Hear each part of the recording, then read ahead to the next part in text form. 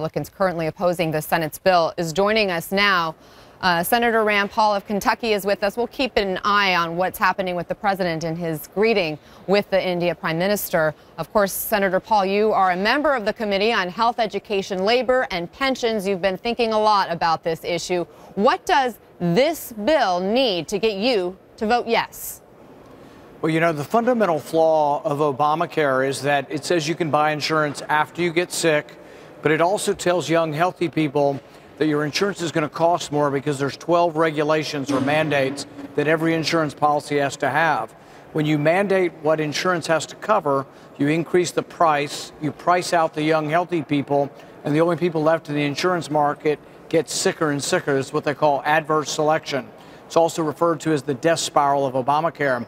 My problem with the Senate bill as it currently exists is we don't fix that. We keep 10 of 12 of the Obamacare regulations. We still keep the idea that you can buy it after you get sick. So I'm concerned that the death spiral of Obamacare may well even get worse with the Republican version. I'm also concerned that the Republican version keeps most of the subsidies and actually creates a brand new subsidy, $120 billion subsidy for insurance companies called a stabilization fund. All of those things together make me very concerned that we're not going to fix the problem here.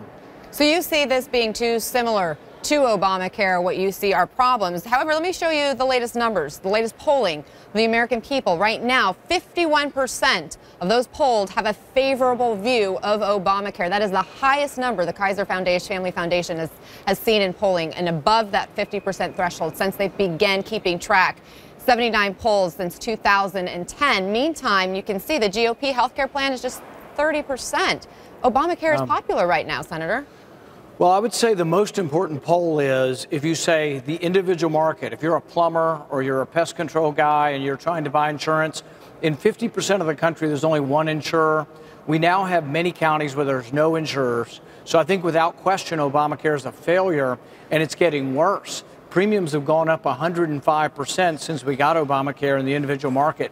The individual market is in disarray. The insurance companies are pulling out, jacking up their premiums, monopoly in 50% of the country. So really the most important poll that you can point to is can you get insurance? And for 50% of the country, they're stuck with a monopoly, and it's spreading to where in many parts of the country, there's not going to be any insurance options. So something has to be done. Obamacare is failing in the individual market, but the best way to fix it is through freedom. And everybody seems to be afraid of freedom. What we should do is legalize inexpensive insurance. What does that mean? That means insurance without any regulations, insurance that you can buy what you want at the price you want to pay. Because right now, we have people with big hearts who say, oh, it should cover everything, but they price poor people out of the marketplace. So I know they're well-intended. President Obama wanted to help poor people, but he actually priced poor working-class people out of the marketplace. So let me ask you this question then. If you roll back some of those regulations, perhaps it does end up making health care coverage cheaper for people who are younger, who are healthier. But what happens to those people who have pre-existing conditions, those people who are sicker, who are older, who may not be able to afford what insurance companies want to charge them for their treatments and health care? The best way to help people with pre-existing conditions is to get them out of the individual market completely and let them get group insurance. And I'll give you an example. If you work for Toyota and your wife has multiple sclerosis, leukemia, breast cancer, or vice versa, the woman works and her husband has all these terrible problems, you don't have a problem. I mean, group insurance covers all of these things whether you get sick or not. The individual market is different. They treat you and your spouse as somehow an insurance pool by yourself, and it's not fair. So what I've been saying over and over again is let people in the individual market join a group. Let them join the Chamber of Commerce, the NFIB, AARP, Farm Bureau. Let them buy group insurance across state lines. Let them be part of a big co-op.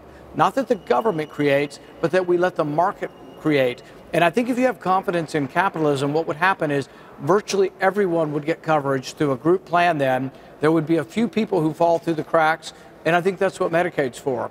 And what would be the incentive for insurance companies to offer people with pre-existing conditions or people who have serious illnesses or who are Right. older and will more likely need more hospital care. It's market leverage. So, for example, General Motors might have 200,000 workers, and they have some of them who are sick or whose spouses are sick. Somebody sells them insurance because they want the 200,000 workers. So let's say the Farm Bureau in Kentucky has 30,000 people that buy insurance through them.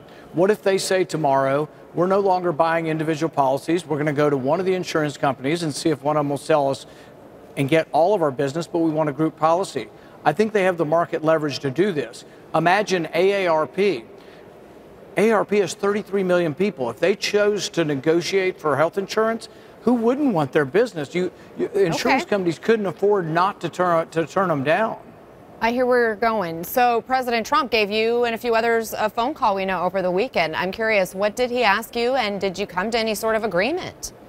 You know, we had an extensive discussion about all the ramifications, which way the leadership's taking it, which way the conservatives want to take it, which way moderates want to take it.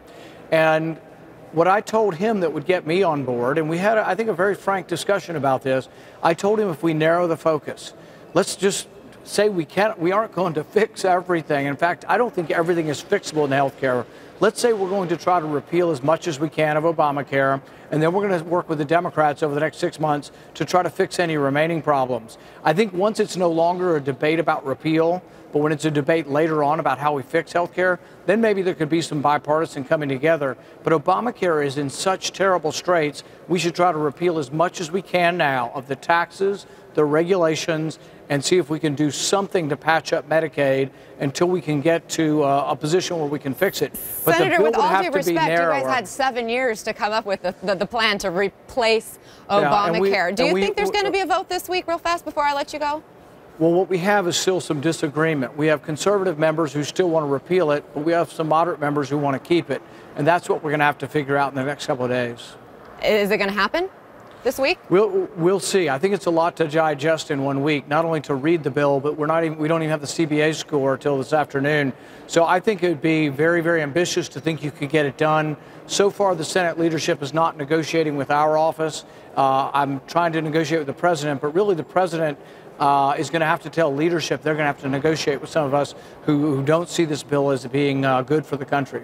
Senator Rand Paul, we really appreciate your time. Thank you. Thank you. Up next, a father in California